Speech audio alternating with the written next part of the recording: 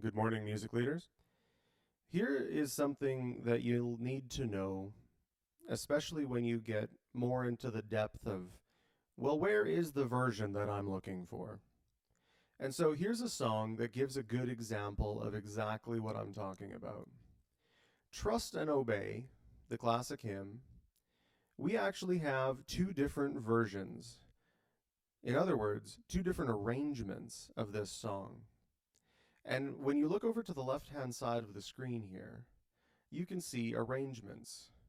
Now, we've got the Calypso version. That's kind of self explanatory. That's the one we did last time. And then we've got the traditional version.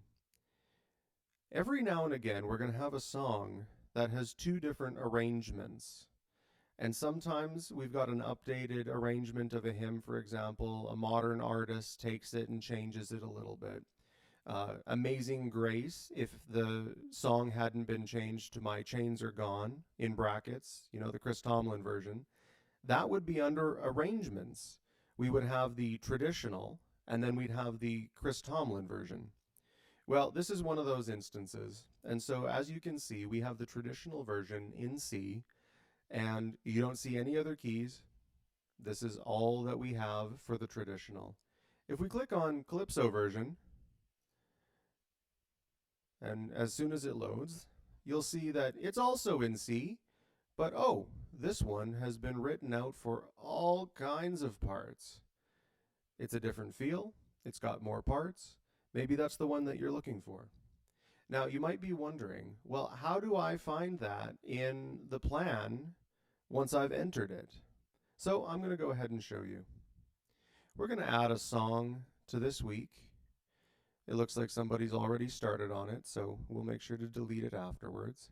But if we put in Trust and Obey, we'll click yes, to enter the song.